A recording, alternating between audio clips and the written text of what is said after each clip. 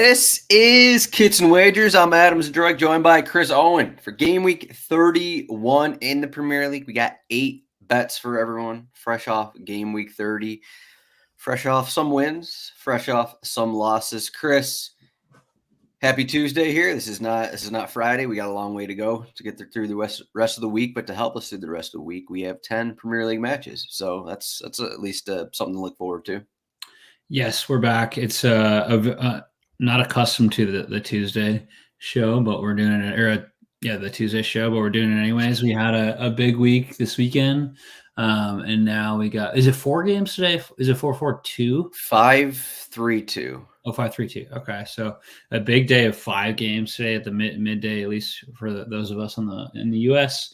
And then a couple nice games. Well, I guess Chelsea, Manchester United at the end. Should be good to get crack back into it after a short break.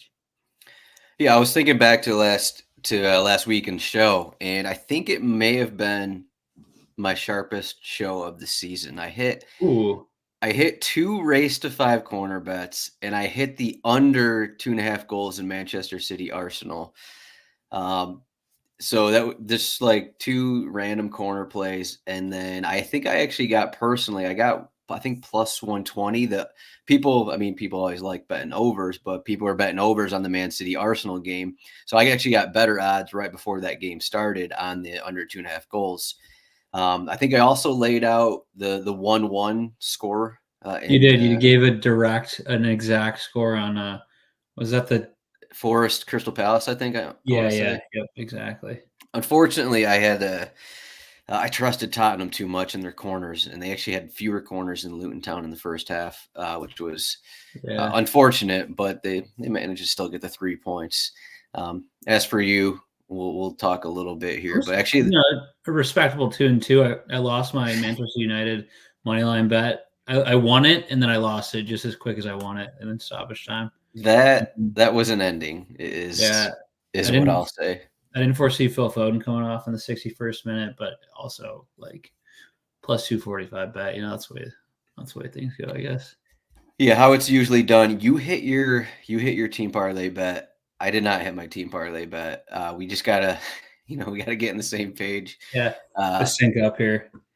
We have a nice bounce back parlay is what I'll say. The odds are juicy.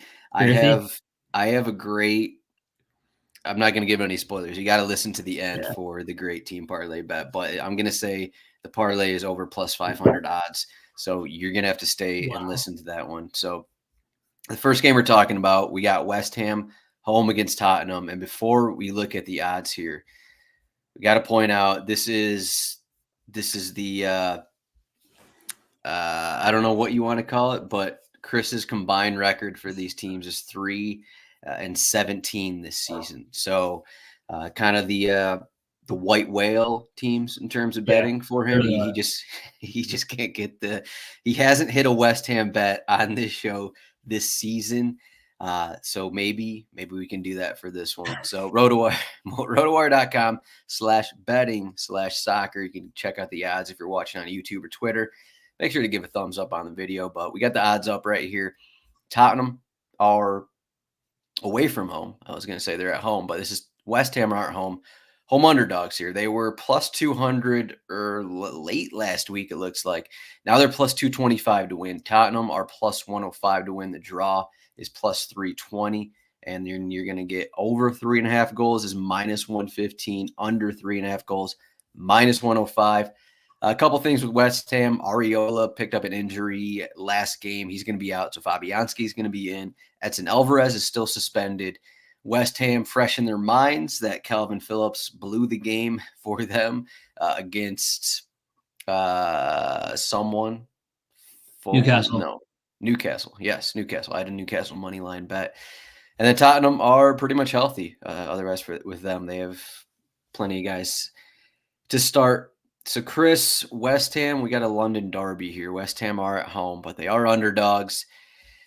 What do you think here? Can West Ham they're at home. Can they just throw out I think they were up 3-1 against Newcastle. Calvin Phillips was, I think, at fault for all 3 goals allowed. He did not have a good performance. No.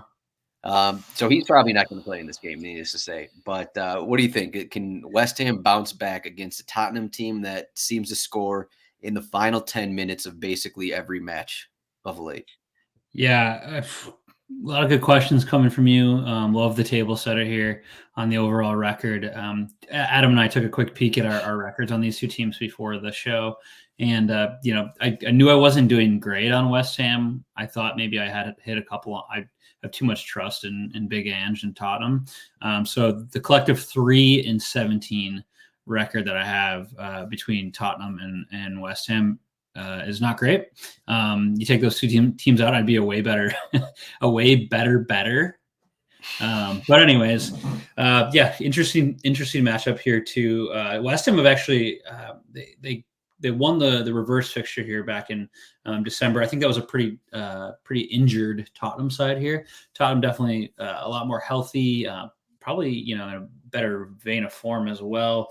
West Ham, like you said, gave up just that was, probably the best game of the weekend. But yeah, gave up a 3-1 lead, only for Newcastle to come and score pretty late in the match to win that 1-4-3. But yeah, this is a tough one. Tottenham at home getting like plus 225, I think I saw as a money line was interesting initially. Tottenham are right around plus 100, but yeah, I just think it's tough to pick. I didn't even consider corners here. I just think that there's going to be a couple goals. You look at the recent results here too. There's a lot of both teams have scored no draw here. That's where I'm going to go. It's minus 120. Last couple results: 2-1 West Ham, 3-2, and that was in the League Cup, I think. Excuse me. And then a couple other results. I'm sorry, that was in a summer warm up, but a bunch of other results here where it's basically no draw, but a couple teams to score. So I'm rolling on that one. It's a bit of a shot in the dark, and so if you're like Chris, you're 0-8 on West Ham, you're 3-9 on Tottenham. Just steer right on clear of this bet here and just do something completely opposite. Yeah, I like your bet here. I think we get goals from Tottenham. I think that should not be a problem. I'm a little concerned about West Ham. I'm actually, I don't know. I think I'm level on both these sides. I think Tottenham. We just talked about them. It was that Fulham match. You had some kind of Tottenham bet. I had some kind of Fulham bet. We were going head to head. Fulham ended up winning 3-0. It might have been one of the first times this season that Tottenham couldn't score. That was before the international break. So memory's kind of hazy in terms of what that exact stat was. But so you remove Edson Alvarez from the midfield, and James Ward-Prowse is now playing that defensive midfield role. And I think that leaves some openings there. And then Tottenham, I guess maybe because Mickey Van de Ven technically should return to the starting 11. He was on the bench last game. Dragusin started that last one for them. So maybe you could look at that. But I think West Ham really have been just better in terms of scoring since moving Antonio into the 11. And they got Paqueta, Bowen on the wings, and Kudus. I think they've looked a lot better, at least in terms of scoring. They did get all those goals against Newcastle. That was at Newcastle as well. But I do like your bet, both teams to score no draw at minus 120. I just wanted to look at Tottenham's last 5 results, though. They have these wins, but I'm not sure how well they're actually playing. So going back 5 matches here, they had the 2-1 home loss against Wolverhampton. Maybe, I don't want to say fluky goals, but Joe Gomez, a defensive midfielder, got both the Wolves goals. Wolves still managed to win. They're down 1-0 against Crystal Palace, needed 3 late goals, got that 3-1 win at home. They took 1 shot in the first half against Aston Villa, and then things just fell off completely for Aston Villa. John McGinn got a red card. That was a 4-0 result, so definitely like a positive. Then they have the 3-0 result against Fulham, and then this Luton Town match where Luton Town get a goal early in the first half, and then Tottenham just kind of struggle the rest of the first half, and then they make some substitutions, maybe have some more success. Need a late Sun winner there. And this was like a Luton Town team. I think we talked about it, I guess. Just a Luton Town team down to, a bunch of B squad players. They're down 10 plus guys due to injury, and Tottenham struggled at home. So I'm not sure how well they're playing right now, but that all leads me to say West Ham. I hit a couple race to 5 corners bets last week. I'm taking West Ham race to 5 corners at plus 140. You could also go West Ham over 4.5 corners and don't risk this kind of thing. But West Ham are kind of one of these weird defensive counterattacking focused teams that they don't really give up a ton of corners. But at home and the way Tottenham are playing, I think they're actually going to look. I think they're going to look like the better team in the first half in this one, and I think that's going to lead to a few more corners for them. So I'm going West Ham race to 5 corners at plus 140. So what kind of scoreline are you going with? From how you're talking, it sounds like a 2-1 Tottenham result, 3-2 kind of. I was going to say 2-1 or 3-1 Tottenham. Too much of a coward to take them money line, but yeah, that's where I'm at for sure. Any concern about West? I mean, pulled up the cheat sheet on RotoWire, but West Ham averaging 4 corners at home per 90. Any concern with that? There's always concern with West Ham corners. West Ham corners, I think I wrote off West Ham corners, betting West Ham corners last season because I always got them wrong. And maybe I shouldn't go back to that. But as I said, I am feeling pretty confident here. Let's see what they got. Yeah, they're down 4.23 overall in terms of corners. Definitely worrying. It's got to be a get right week for us. If we go 2-0, if we both hit our bets here on 2 teams that are maybe not our preferred teams to bet on, then I'd give us a firm we're back. Yeah, I did. So they had 4 corners against Newcastle. I was looking at race to 3 corners as well, but yeah, what is race to 3 corners at? There's been a lot of times when West Ham only get 4 corners. Race to 3 corners is probably like minus 110 or so. That is definitely safer. Yeah, it's minus 110 for them. But I'm feeling so confident that I'm just going back to race to 5 corners. That's kind of what it comes down to. Nice. I love it. Hit a couple of 5 corners in a row. Yeah.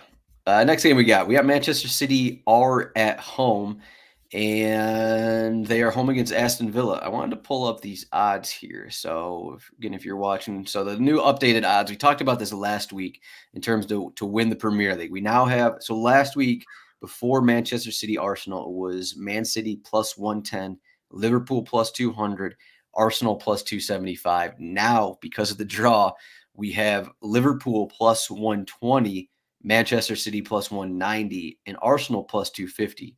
So oddly enough, Manchester City is the lone team of those 3 that saw a drop in odds from 110 to 190.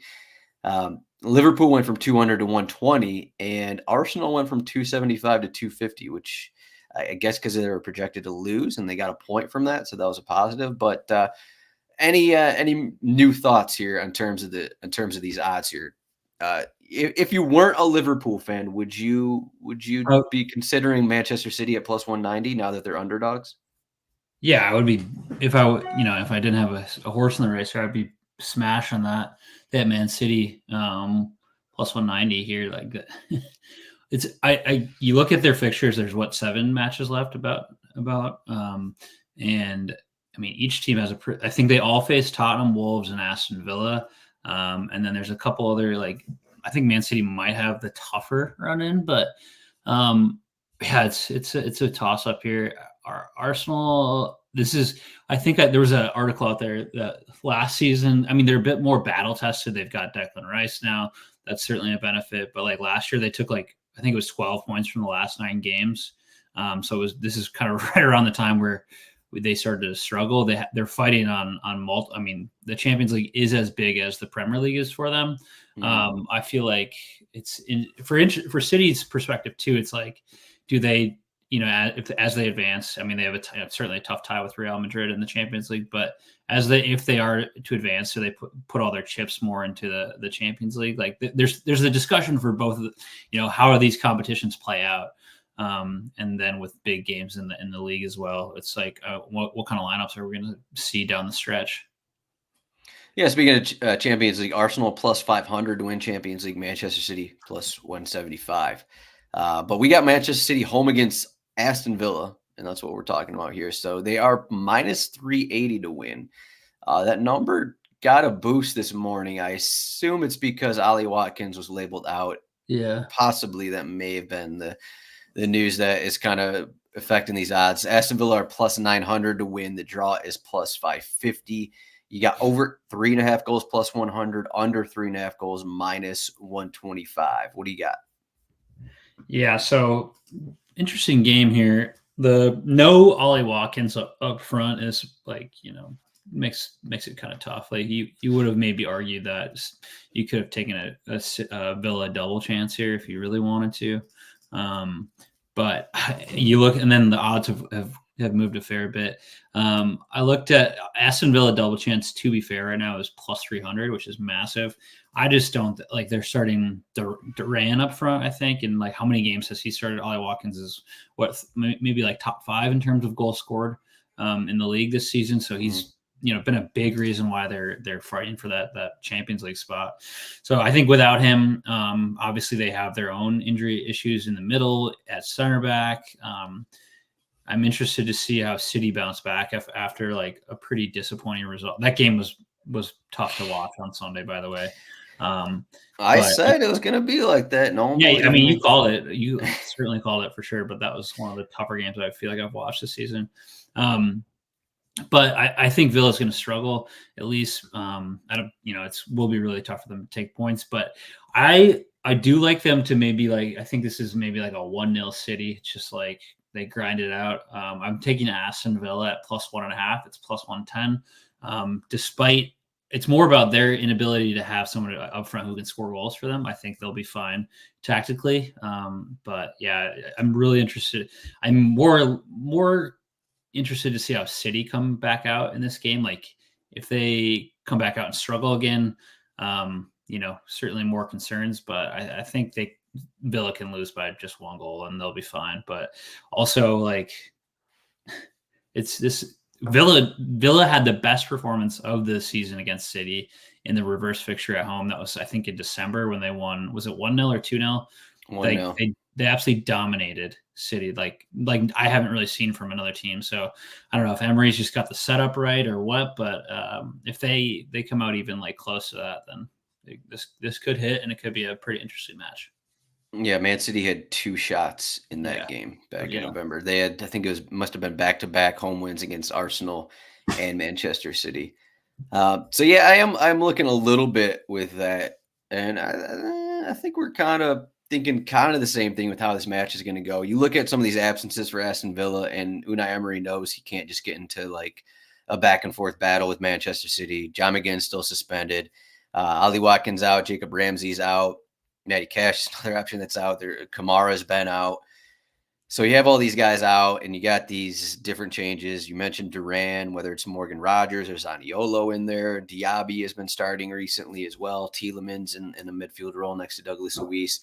You just think they're going to kind of play similar to what Arsenal just did. They're just going to try and make this a rock fight, try and get a goal off a counter kind of thing, because that's how you score on Manchester City. And I initially went to under 2.5 goals. And then this morning I was like, well, Manchester City probably aren't going to lose at home. So I'm going to try and just throw in the safe, Manchester City double chance in a single game parlay and go up to 3.5 goals. So I got a pretty easy single game parlay, Manchester City double chance, just to get the odds a little better in my favor, with under 3.5 goals at plus 105. So I just think it's going to be like a 2-0 kind of a game here. I don't think Aston Villa are going to want this to be, it's kind of what I said. They don't want to get into a back and forth battle kind of thing. I think it's going to be low scoring. I think you could probably throw in like under 1.5 goals in the first half in the single game parlay. One thing I like to do in low scoring games, just gets you a little bit more money than just a normal bet kind of a thing. So, but I also don't think Manchester City are going to roll up 5 goals because of the way that Unai Emery wants to play this one. So I think if we get Chris says the Aston Villa plus 1.5 at plus 110. I think we could be like, we could still get a 2-1, 1-0 result for both these to hit. I think that's kind of what we're looking at, though. As I said, 2-0 also in play. So I think it is going to be lower scoring, and that kind of makes sense with your bet as well. It just depends on Yeah. It depends on if Aston Villa can score a goal or if they can prevent Manchester City from scoring multiple goals, I guess. I think you're right. Yeah, we'll see a 1-0 result here, and we're both in business. Yeah, just get the Holland PK, and then it'll be nice and easy sledding the rest of the way. Easy bets, easy wins there. I saw his anytime for this is -200. He's and interesting. I think he's got 1 goal in the last 6 games. He's struggled a little bit, and what could be this feels like it's been long enough where we might see like a breakout out of him any day now. Yeah, the final couple months of the season, some kind of breakout there. Yeah, in terms of goal scoring, at least. Third match we're talking about. We got Chelsea are at home against Manchester United. Not like a massive match that we've had 10 years ago, but this is still Chelsea Manchester United. So still comes with a lot of hype, some excitement. Chelsea are plus 100. Look at these odds. Odds just haven't really moved the last few days. Chelsea are plus 100 to win. Man United are plus 240. The draw is plus 310. And then we're going to get over 3.5 goals plus 100. Under 3.5 goals minus 125. Got some injury things here. Malo Gusto went out early over the weekend. We'll see what happens there. I think pretty much as is. Ben Chilwell, maybe he's an option to return kind of a thing. Varane went out early for Manchester United in that last game. We'll see if Casemiro's ready to start, that kind of thing. Chelsea have allowed multiple goals. I think it's in their last 5 matches. And then Manchester United, they had that 1-1 match against Brentford. So what do we got here? This kind of, we talked about Manchester United last week, but we haven't really, I don't know the last time we talked about Chelsea. So what do we think? Chelsea, is the plus 100 worth it? Do you think that's warranted here? no, I don't. I'm somehow find myself on the end of these stupid Manchester United bets that I've been making. I had them money line last week against Brentford, and they won it and lost it in the matter of moments. So there was elation and then sadness as well. To be fair, they were outplayed in that. Yeah, they look terrible. Don't get me wrong. That's not part of the narrative I'm trying to spin here, Adam. But yeah, I keep making these Man United bets and kind of mixed reviews, I guess. But you mentioned like this would have been a big game like 10 years ago. It still is a big game, I think. But I was looking at and I was like, should I make another Manchester United bet? And I'm like, I guess I will. So I'm taking Manchester United double chance. It's minus 125. And I look back at some of the results. They haven't lost to Chelsea in 7 matches. That last loss was a 3-1 loss to Chelsea in the FA Cup in 2020. Prior to that, their last loss was in 2018 to Chelsea at both. This is at Stamford Bridge. That was also in the FA Cup. But the last time Chelsea won over Manchester United in the Premier League was November 5th, 2017. It was 1-0. So it's not like Chelsea's like been here and been racking up a ton of points over United. And so I'm more or less approaching this from like a historical perspective. I think these are 2 pretty even teams, both incredibly disappointing, probably for their fans. But United slightly better than Chelsea this season. I like them to at least take 1 point here and let this double chance bet hit. I'm trying to think back what my actual bet was on this match because I remember talking about this was early December when these teams played 2-1. Scott McTominay got a brace. Manchester United had 4 expected goals. I'm trying to remember what the bets were, but again, 3-4 months ago. Yeah, I mean, that is interesting. Just to look back the last time Chelsea actually beat Manchester United that long ago. And then you kind of like the odds. You got the minus 125 on the double chance. I don't think that's really going to move very much. People aren't going to be throwing money on Chelsea money line, as you can see in the line movement. So I think that recent history is interesting. I was initially going to be on a Chelsea corners bet because they have, while they're not maybe playing well defensively at home, they've been, kind of controlling matches for the most part and getting corners. But I went to one that is kind of, it would probably, if we look back at bets like this throughout the season, you could probably hit shot bets against Manchester United. Like if you took where the odds are about minus 110, plus 110 throughout the season for Manchester United, you could probably hit, I don't know, 80% of the bets if we look back at it. Like Manchester United, they allowed 31 shots at Brentford in that last match. And the last time I took a shots bet in this show was West Ham against Manchester United. I took Manchester United. West Ham ended up having like 10 more shots in them in that game. Their bottom three, I think, maybe bottom five in terms of shots allowed this season. They allow a ton of shots.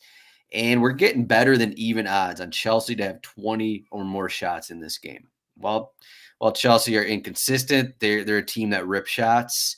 They're not going to score frequently. Pochettino said after this past game, it was like we're at a loss for what to do. And when that happens, we just give it to Cole Palmer and he just does what he does. And then Cole Palmer rip shots. So I think Chelsea being at home, I think we're going to get 20. I think we could get up to like 25 shots for Chelsea, depending how, if the goals go in or not. So Chelsea, 20 or more shots here against Manchester United. That's plus 115. So again, another one of these bets where both of ours can hit. And, this seems like a 2-2 kind of result. Is that your line of thinking here? Yeah. Definitely a draw is in play here. It's tough to be like, I like money line bets here, but I don't feel confident in either team winning this one. But give me a Manchester United double chance. Give me like a 1-1 draw here. Cole Palmer scores from like the penalty spot or something like that. Yeah, maybe this is over the weekend. We just had Chelsea.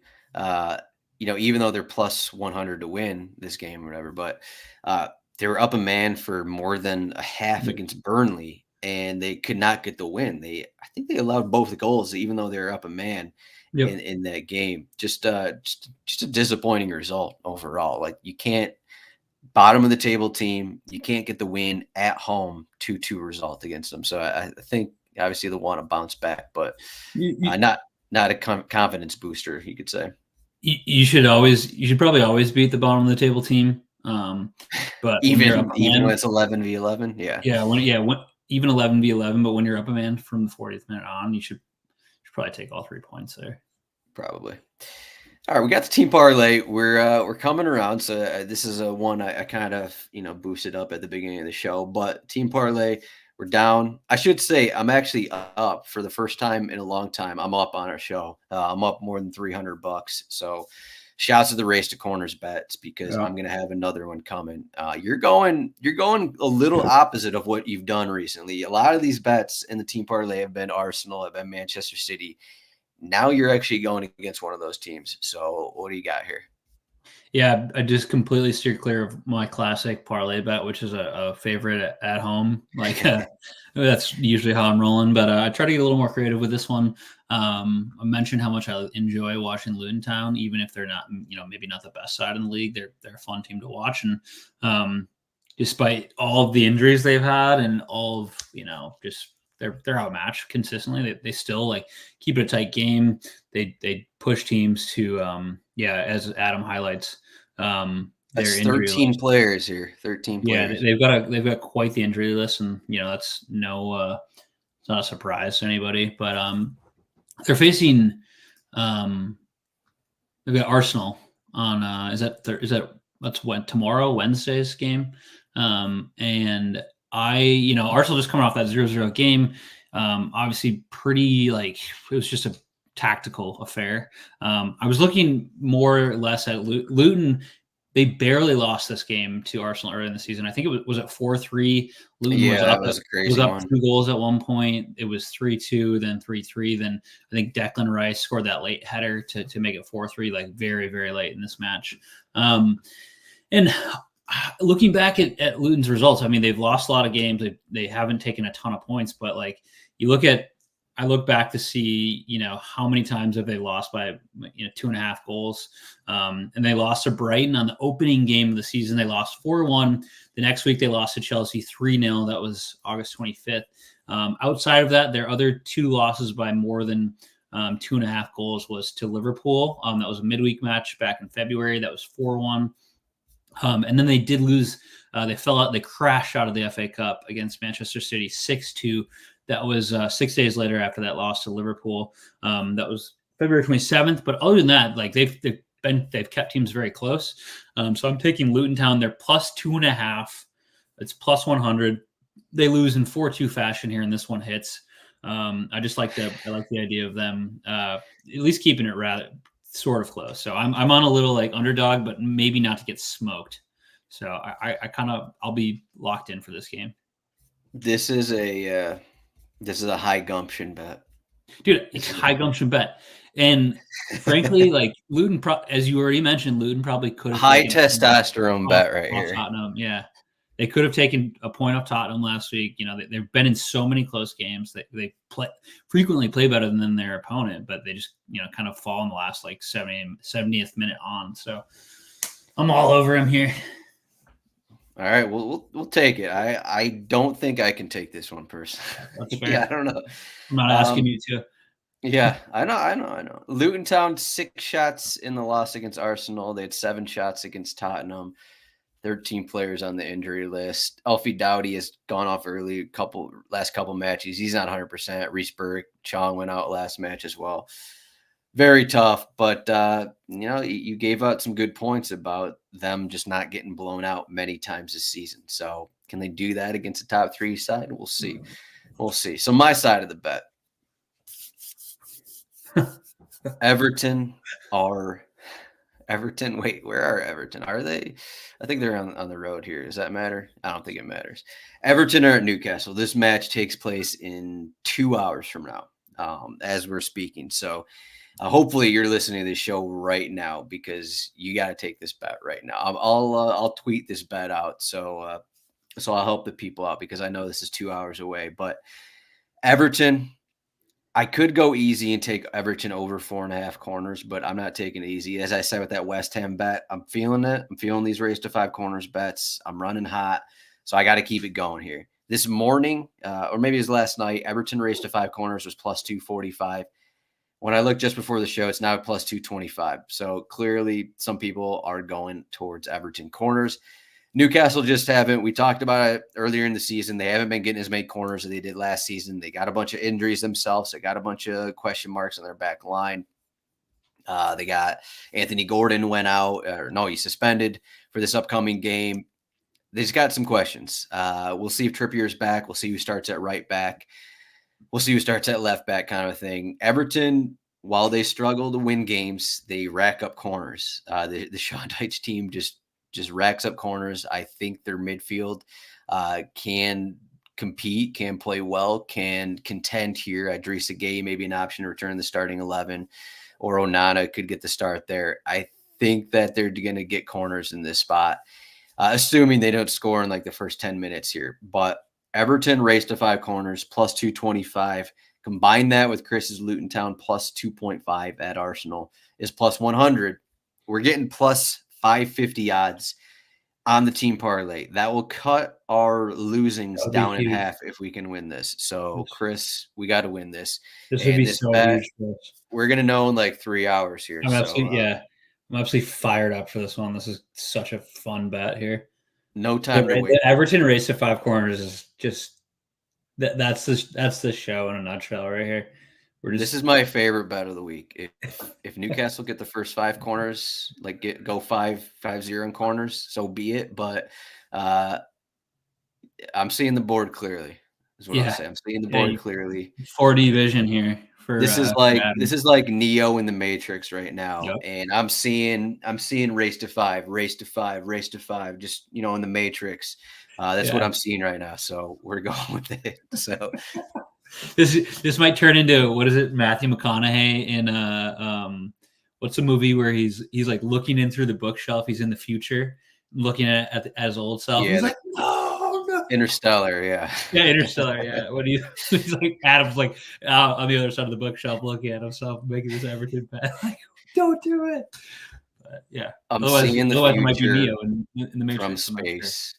Yeah. Is that how it works? You can see the future from space? I can't remember exactly what happens in that movie, but that's like an iconic meme, I think. Yeah, it sounds like it. But that's what we got for game week 35. You got anything else you want to say here? Liverpool, what's the score line here for Liverpool home against Sheffield United? 4-1? What do you think? Yeah, 3-1, 4-1, I think. I think Sheffield United, go take a peek at that Sheffield United to score first bet. That one's I'm a huge advocate of that bet against Liverpool. I mean, we saw it last weekend. Really should have taken that against Brighton. Yeah, seriously, like that's one you got to look at every single week. They're always coming out flat in the first like 30 minutes, going down, and then leaving it late to score. So take a peek at that Sheffield United to score first bet. So wild. That's what we got. Game week 31. RotoWire.com/soccer trial. If you're watching on YouTube or Twitter right now, I got the cheat sheet up. It's got the FPL. I think the deadline is in like 13 minutes here, but if you're watching live, go check that out. So we'll be back later in the week. We got game week 32 coming up here, but you can find Chris at CHROwen8 on Twitter. I'm at RotoZdroik, and RotoWire Soccer is at RotoWire Soccer. Mo Salah -275 to score. Haaland -200 to score. I think I said that last. Actually, Son was up here last week, if I remember correctly, and then Son ended up scoring. So did Salah. So both those guys ended up scoring last week, but. Game week 31, race to 5 corners and wagers. Here we go, Chris. Let's win these bets. Here we go.